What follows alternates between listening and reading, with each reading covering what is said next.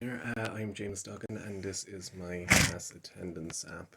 I'm going to start off by logging in as a lecturer on an existing account, just to go through some of the functionality of that. So I'm logging in now, and so you can see it's taken me to my modules. As a lecturer, I can create a new module, so I'm just going to do that now.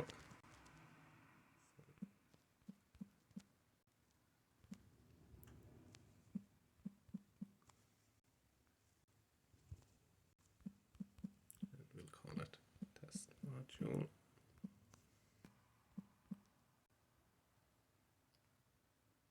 So I've created the test module.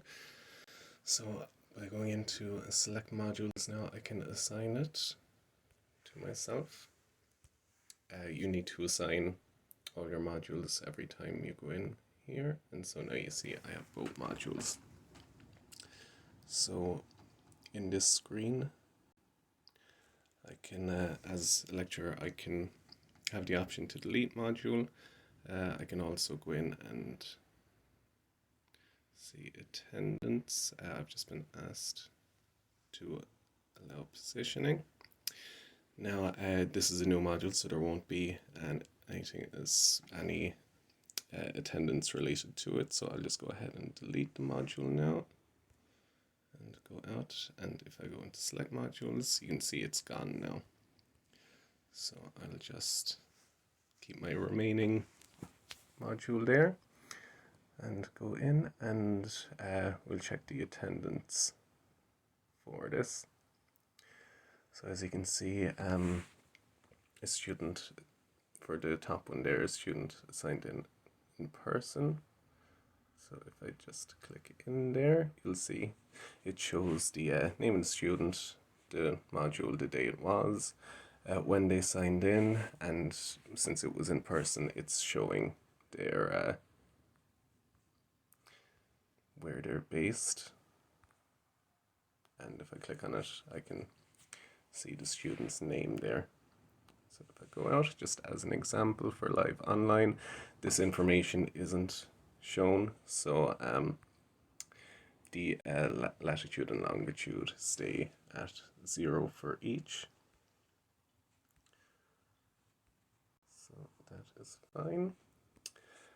And yeah, now if I can log out as well now. And what? So now I'm going to create a new student account.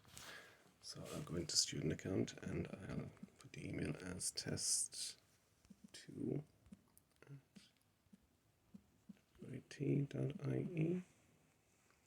Just go password. Now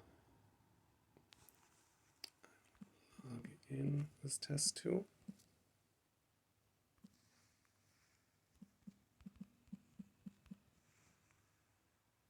Now, since this is the first login, in order to create a new user in the user database, the student is prompted for their details, because I couldn't get it to create it automatically. I couldn't access the UID straight away, so when the first time they log in, they're prompted to enter those details. So now you can see I'm in, and I currently do not have any modules assigned. So I will select module, add this one, and now you'll see the delete module option has disappeared because I'm a student. If I go in as a student to a lecture, I get 3 options: in attendance, watching live online, or watching a recording. When I hit in attendance, that will log my my location details. So I'll check that in the lecture in a minute, but first I will just go to my account and I'll change my name to test3 student.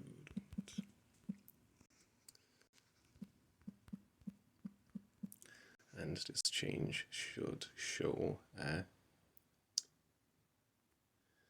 the database, in the real-time database then, and we'll check that now in a sec. I'm just going to log out and log back in as the lecturer.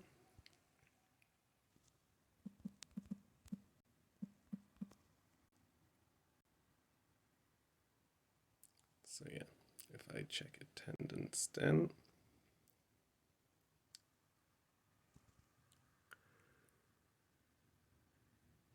so yeah, so the bottom one here now is my test student who was in person.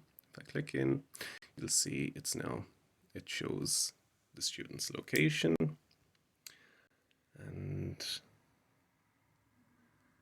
yeah, so they logged in just a couple of minutes ago, viewing in person, and that's that. And just one other thing, a lecturer can also add a notification to a lecture. So I'll just say lecture cancelled and update notification. If we go back, the lecture now has a notification saying it's been cancelled. And that's it. For the next part of the video, we'll just have a quick look at Firebase to make sure that that change to the student's name as test3 has gone through. Alright, and now I'm currently in my Firebase desktop, so I'll just quickly go to the real-time database just to make sure